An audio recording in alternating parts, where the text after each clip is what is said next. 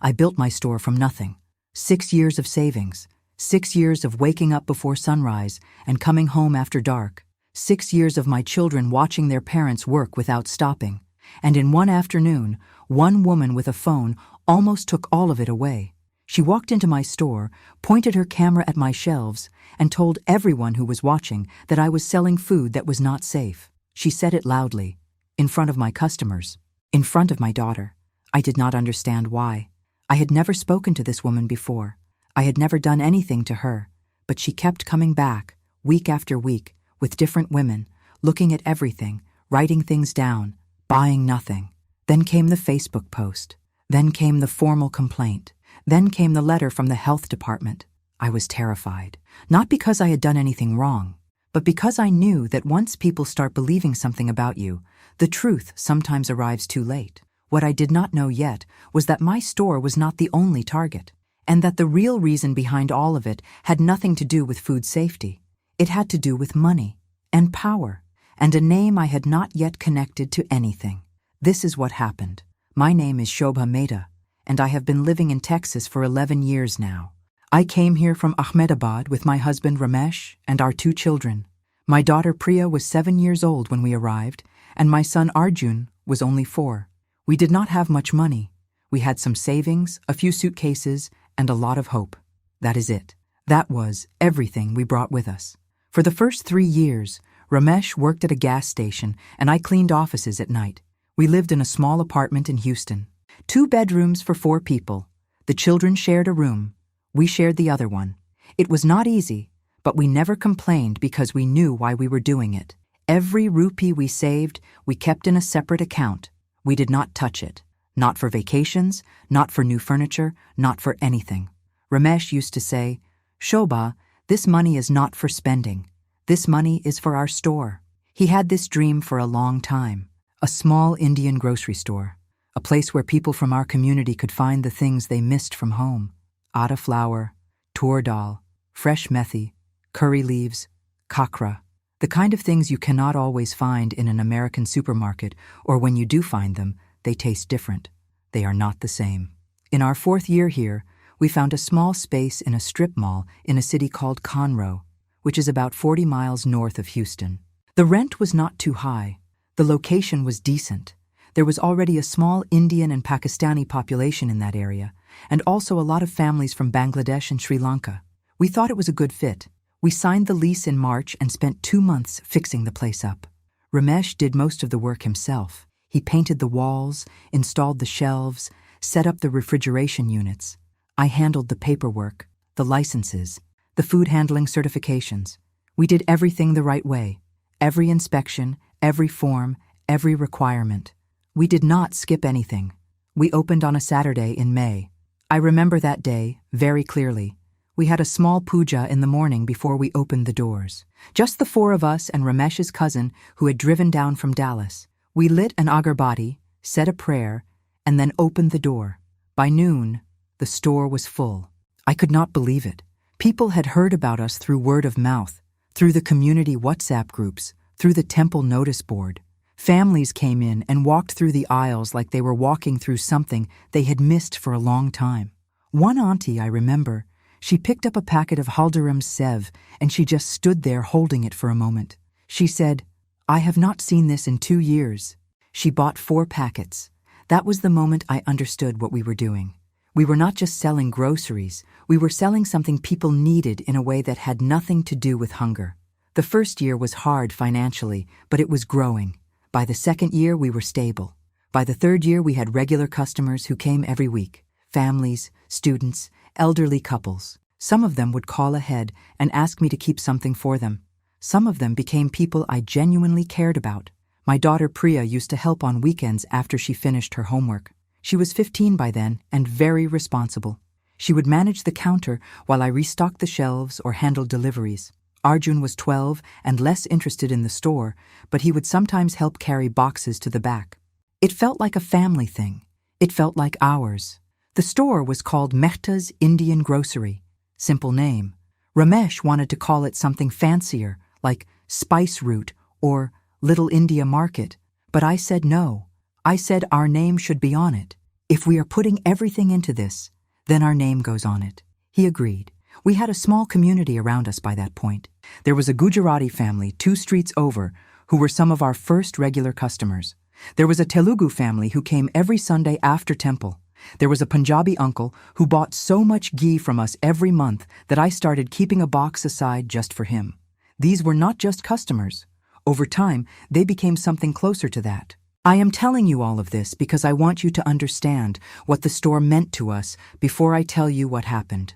It was not just a business. It was 6 years of savings, 11 years of being away from everything familiar, 2 children who grew up watching their parents work without stopping. It was all of that. Every shelf in that store had something of us in it. The first time I noticed the woman, it was on a Tuesday afternoon in the late part of last year. I was at the counter entering some inventory into the system when she walked in. She was a white woman, maybe in her mid-40s. She had light brown hair and she was wearing a gray jacket. She was not alone. There were 2 other women with her. They all came in together, but they did not walk together. They split up near the entrance and went to different parts of the store. I did not think much of it at first. Sometimes people come in just to look around. New neighbors, curious customers, people who have heard about the store. That happens. I smiled at her when she passed the counter. She did not smile back. She just looked at me for a moment and then looked away. The 3 women spent maybe 15 minutes in the store. They looked at the shelves carefully. I mean carefully. The way a person looks when they are searching for something specific. Not the way someone looks when they are shopping. They picked up a few items, looked at them, put them back. They did not buy anything. They walked out together. I thought about it for a minute after they left. Then I got busy with other things and forgot about it. 2 weeks later, they came back. Same woman, same gray jacket. 2 different women with her this time. Again, they came in together, split up, walked through the aisles slowly, looked at everything, bought nothing, and left. I mentioned it to Ramesh that evening. He said it was probably nothing. Maybe they were health inspectors doing informal rounds. Maybe they were from some kind of local business association. He said not to worry about it. But it happened again the following week, and the week after that. By the 4th time, I was paying close attention. I started watching more carefully without being obvious about it.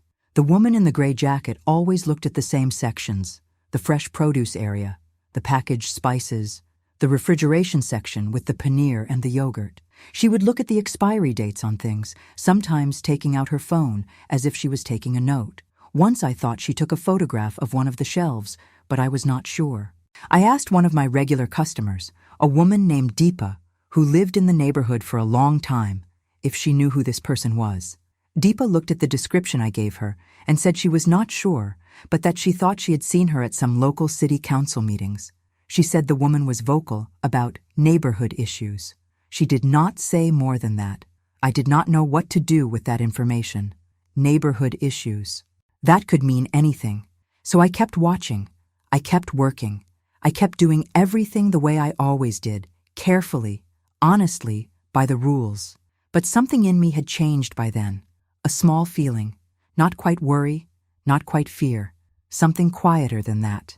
The feeling you get when you do not know what is coming, but you know that something is. I tried to push it away. I had a store to run, customers to take care of, deliveries to sort. I did not have time for feelings I could not name, but she kept coming back. The 5th time she came in, she was alone. That was different. All the other times, she had brought women with her. That day, she walked in by herself. It was a Wednesday, around 2 in the afternoon. The store was not very busy at that hour. There were maybe 3 other customers inside.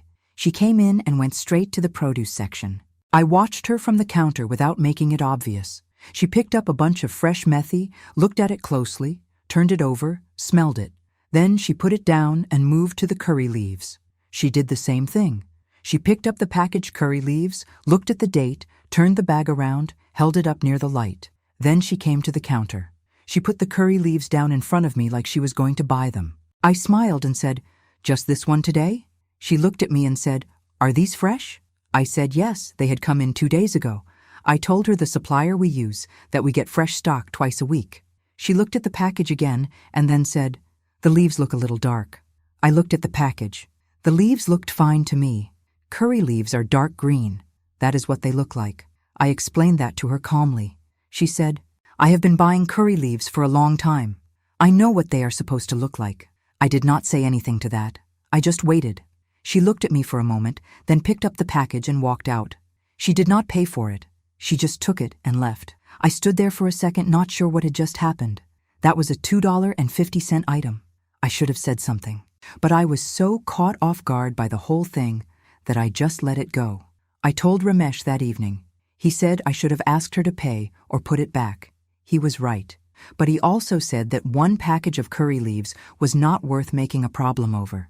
He said maybe she just had a bad attitude, and we should not give her more attention than she deserved. I agreed with him at the time. But then, the following Saturday, something happened that I could not ignore. It was a busy morning. Saturdays are always busy. We had maybe 15 or 20 customers in the store at the same time, which for us is a lot. Priya was at the counter, Ramesh was in the back receiving a delivery, and I was helping a customer find a specific brand of tamarind paste she was looking for. That is when the woman walked in again. This time, she had one woman with her, someone I had not seen before. Younger, maybe in her early 30s. She was carrying a small notepad. I noticed them come in, but I kept helping my customer. I found the tamarind paste, walked her to where we keep the chutneys and cooking pastes, and then I started moving back toward the counter. That is when I heard her voice. Loud. Louder than anyone normally talks in a grocery store. She was standing in the middle of the spice aisle, and she was holding her phone out in front of her, pointing the camera at the shelves. She said, "Look at this. These containers are not labeled properly. There is no clear ingredient list here." I walked over quickly. I looked at what she was pointing at. It was our bulk spice section, where we keep open containers of things like cumin, coriander, and dried red chili. We have a small handwritten label on each container with the name of the spice and the price per 100 grams. Many Indian stores do this. Many stores in general do this. I said, "Excuse me, those are labeled. Each one has the name and the price." She turned the camera toward me and said, "Are you the owner?" I said yes. She said, "So you are selling loose food items without proper allergen labeling or country of origin information?" I said, "These are whole spices, cumin seeds, coriander seeds. There are no hidden allergens in whole spices." She said, "That is not how food labeling regulations work." By this point, some of the other customers in the store had stopped what they were doing and were watching. I could feel it. I could feel the whole room shift. My daughter Priya was standing behind the counter watching me, and I could see on her face that she was worried. I kept my voice calm. I said, "I follow all the regulations for this store. We have passed every health inspection."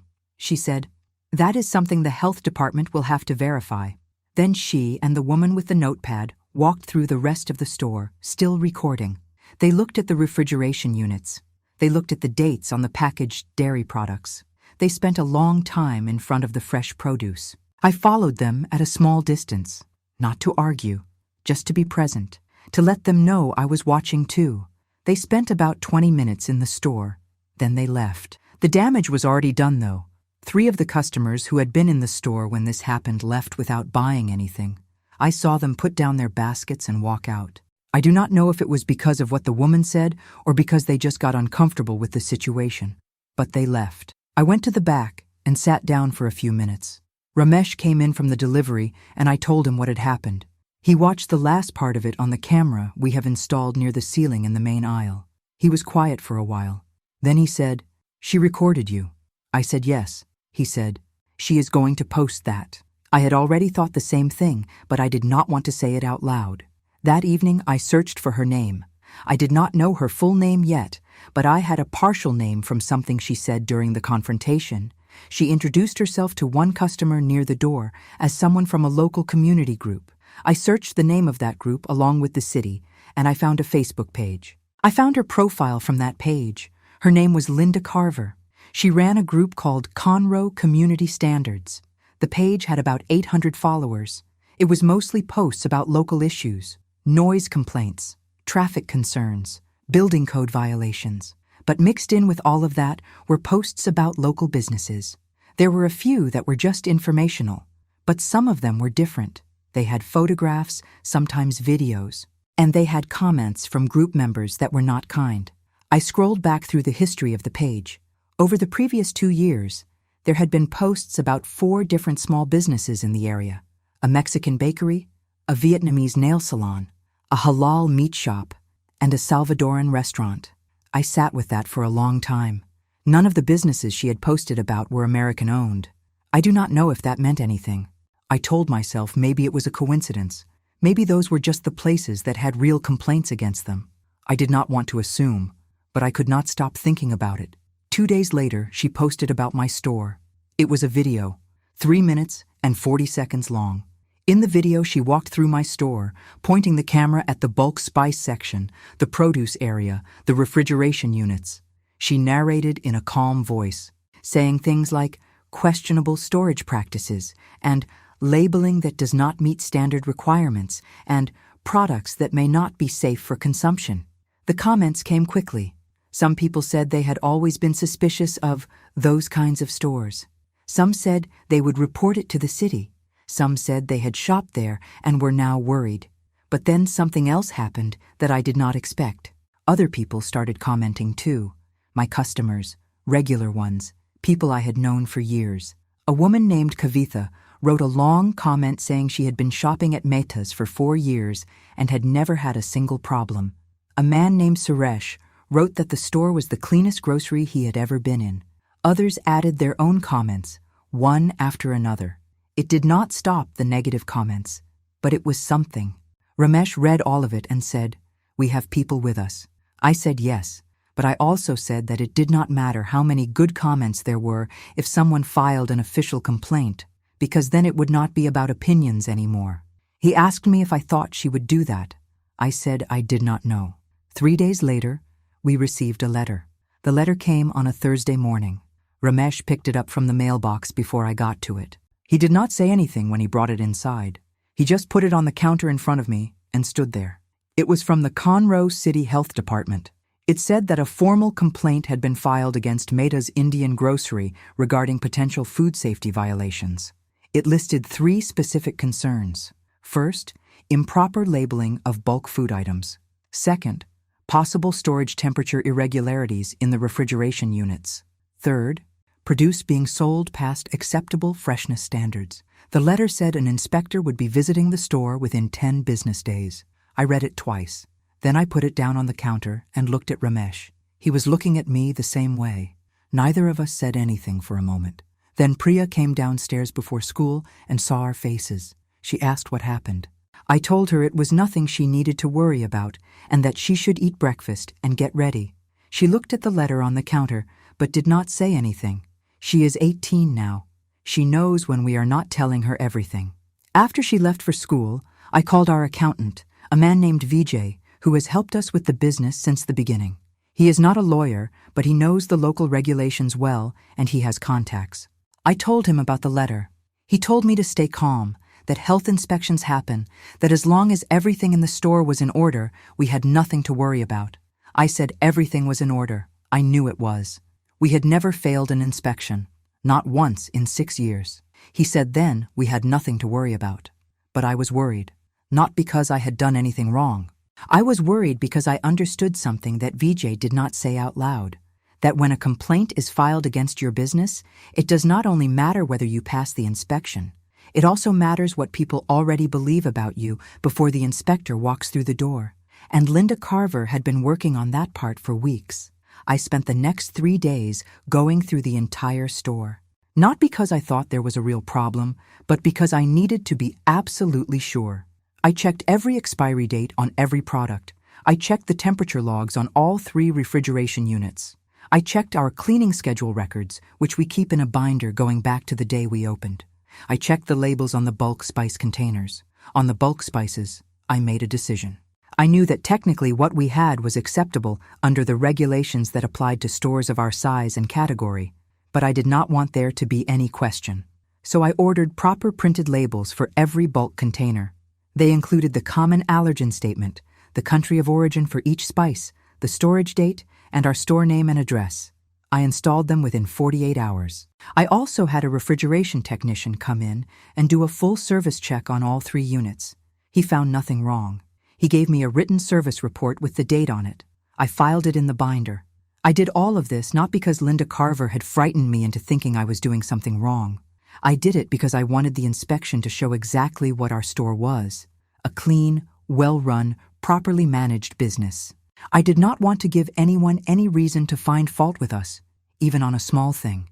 During those days, several of our regular customers had seen the Facebook post. Some of them called the store to ask about it. I spoke to each one honestly.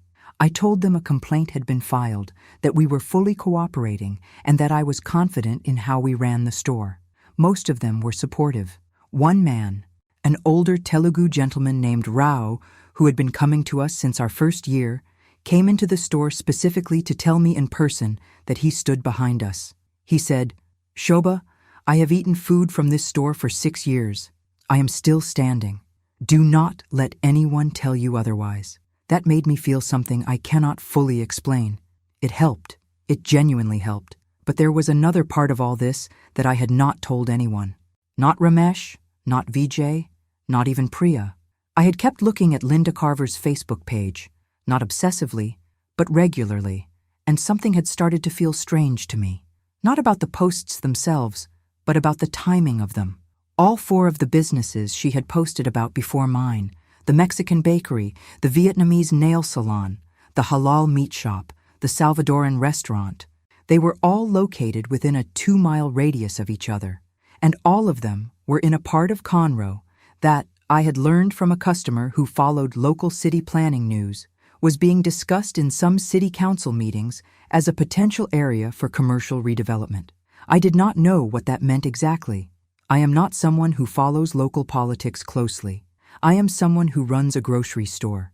But I knew that when multiple small businesses in the same area get complaints filed against them around the same time, and all of those businesses are owned by immigrant families, and the same person is behind each complaint, that is not a coincidence. I said this to Ramesh one evening after the children were asleep.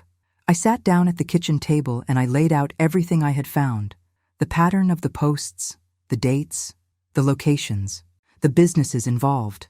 He listened to all of it without interrupting. When I finished, he was quiet for a while. Then he said, "Do you think she is doing this for someone?" I had thought about that. I said I did not know. I said it was possible she was acting on her own out of genuine belief, the kind of person who convinces themselves they are doing good while causing harm. But it was also possible that something else was going on. He asked me what I was going to do with this information. I said I was not sure yet. I said I needed to think carefully before I did anything with it, because if I was wrong, I could make the situation worse for ourselves. And if I was right, I needed to have something real before I said anything to anyone. The inspection was scheduled for the following Tuesday. The inspector came at 10 in the morning. Her name was Officer Daniels. She was professional and thorough.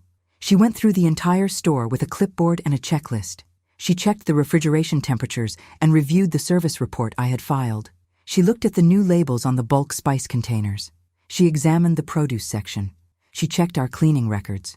She spent about an hour and 40 minutes in the store. When she was done, she told me she would send the official report within 5 business days, but that she had not observed any significant violations. She noted the new bulk spice labels specifically and said the documentation we kept was thorough.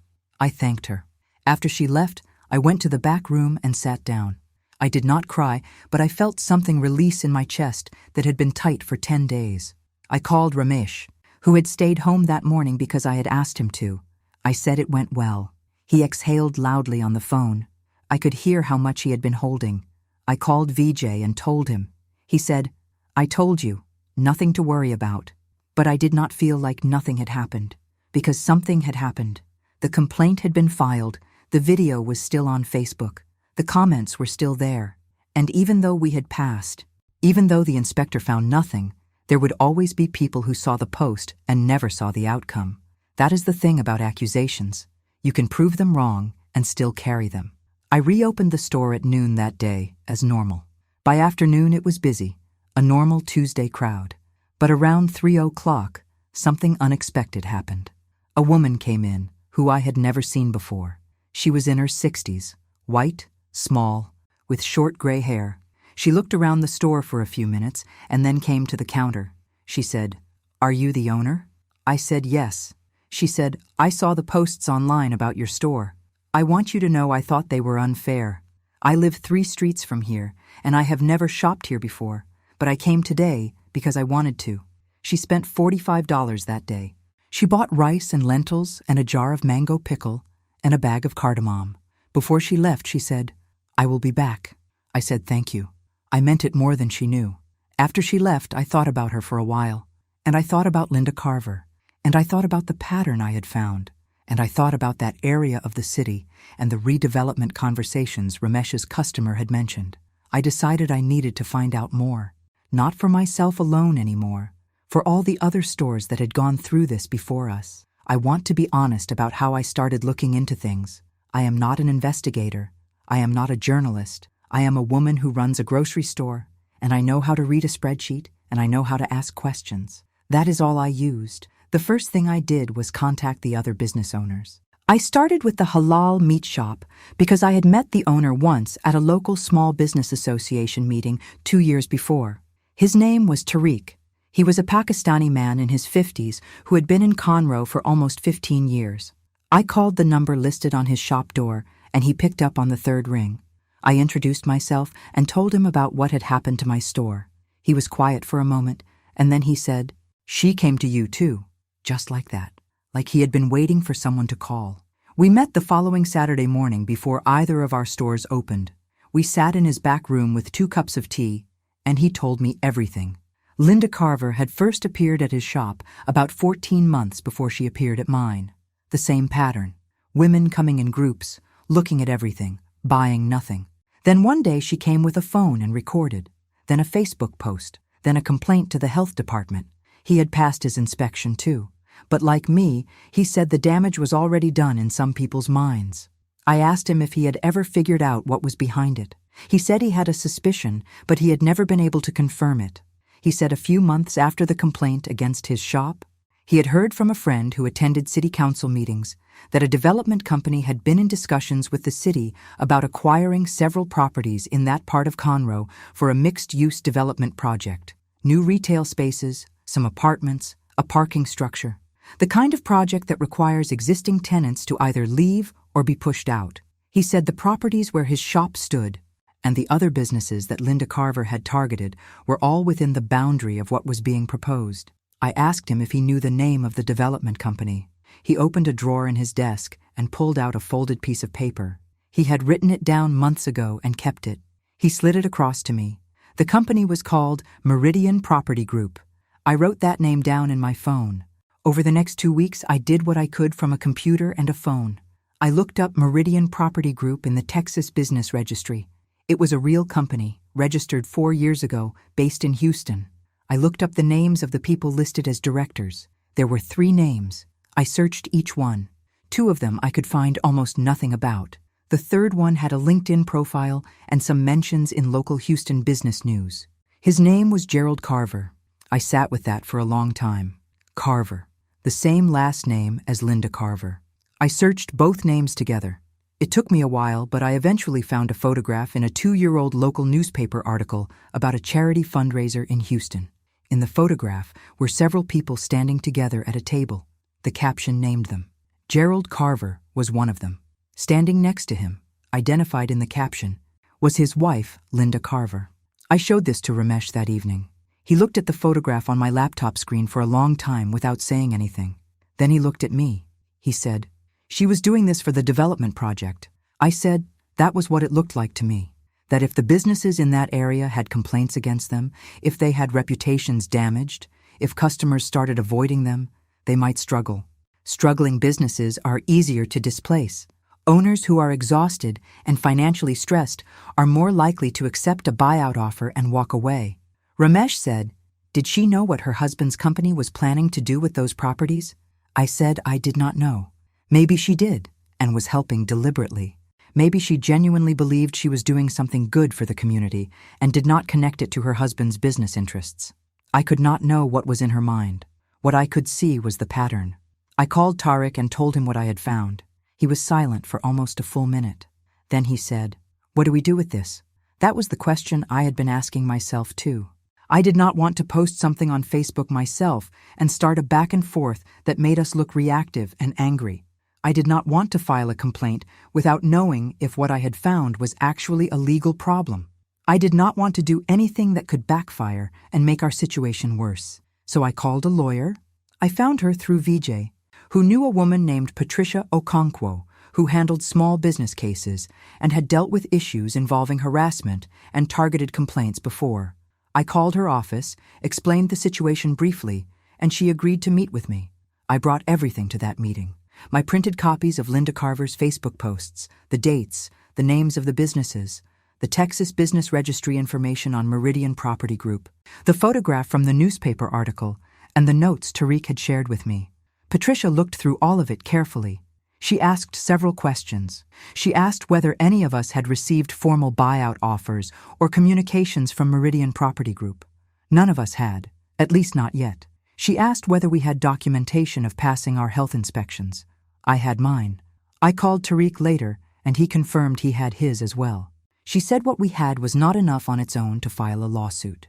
The connection between Linda Carver and Gerald Carver was real, but a shared last name and a photograph at a charity event did not prove coordination or intent. She said that if any of us received a buyout offer or any formal communication from Meridian, that would change things significantly. But she also said something else. She said that what we did have was a story, and that sometimes a story, told carefully and to the right people, does more than a lawsuit in the short term. She suggested we contact a local journalist. I had not thought of that. I am a private person. The idea of talking to a reporter made me uncomfortable. But I thought about the other businesses, the bakery, the nail salon, the restaurant. All of them had gone through some version of what we went through. Some of them were still struggling. I talked to Ramesh about it. He said it was my decision. He said he would support whatever I chose. I chose to do it. Patricia connected me with a reporter named James Whitfield, who wrote for a regional news outlet that covered Harris and Montgomery counties. I met with him twice. I brought the same documentation I had brought to Patricia. Tariq came to the second meeting and shared his own account. James spent 3 weeks reporting the story. He contacted Meridian Property Group for comment. He contacted the city planning office. He contacted Linda Carver directly. He contacted the owners of the other businesses who had been targeted. The story was published on a Wednesday morning. I read it on my phone before I opened the store. James had written it carefully and fairly. He presented the pattern of complaints, the connection between Linda and Gerald Carver, the timing relative to the development discussions, and the fact that every business targeted had passed their health inspections. He included comments from multiple business owners. He included a statement from Meridian Property Group, which said they had no knowledge of any complaints filed against local businesses and that any suggestion of coordination was false. Linda Carver did not respond to his requests for comment. The story was shared widely. By the end of the first day, it had been shared hundreds of times on social media. Local television picked it up the following day. A city council member issued a statement saying the council would review the development proposal more carefully given the concerns raised. Within a week, Linda Carver's Conroe Community Standards Facebook page had been taken down. I want to be honest about what happened after that too, because I do not want to make it sound cleaner than it was. Meridian Property Group did not face any legal consequences, at least not that I know of. There was no admission of wrongdoing from anyone. The development proposal was not canceled, only delayed for further review. Gerald Carver gave a statement through a company spokesperson saying the project was legitimate and they looked forward to working with the community. But something did change. The complaints stopped. The strange visits stopped. No more women walking through the aisles with notepads. No more recording. No more Facebook posts. And the customers came back. Not just the ones who had always been loyal. New ones. People who had read the story and wanted to come in. People who had heard what happened and felt something about it. For several weeks after the article, we were busier than we had ever been. The older woman with the short gray hair, the one who had come in on the day of our inspection, she became a regular customer. She comes in every Thursday now. She always buys rice and something from the spice section, and we talk for a few minutes each time. She told me once that she had lived in that neighborhood for 22 years and that she was ashamed it took her this long to walk through our door. I told her I was glad she was there now. Priya read the full article and then came to find me in the back of the store. She hugged me without saying anything first. Then she said, "I did not know all of that was happening." I said, "I know." I said I did not want her to worry. She said, "You should have told me. I could have helped." She was right. I think I was trying to protect her the way parents do, by carrying things alone. But she is 18. She was there when it started. She deserved to know. Arjun, who is now 15, heard pieces of it from Priya and came and asked me directly. He said, "Why did she do it, Amma? Did she actually hate us?" I thought about that question for a long time before answering. I said I did not think it was exactly hate. I said, sometimes people cause harm, not because they feel something strong about you personally, but because you are in the way of something they want. And sometimes that is worse in a way, because at least hate is honest. Indifference that causes harm is harder to understand. He thought about that. Then he said, "Did it work out okay?" I said yes. I said it worked out okay. And it did. Not perfectly. Not without cost. There are still people who saw that Facebook post and never saw the article. There are still days when I think about those 3 customers who put down their baskets and walked out, and I wonder if they ever came back. A few of them did. Some of them I never saw again. The store is still standing. Our name is still on it. Mehta's Indian Grocery. We have been open for 6 years and 3 months now. The shelves are full. The refrigeration units are running properly. The bulk spice containers have their new printed labels, which I kept even after the inspection, because they are better than the handwritten ones, and I am not going back. Last month, we renewed our lease for another 3 years. When I signed the papers, Ramesh said, 6 more years minimum now. I said, at least. That is where we are. Still here. Still working. Still open every morning at 9 and closed every evening at 8. Still putting our name on everything we do. That has not changed, and I do not intend to let it.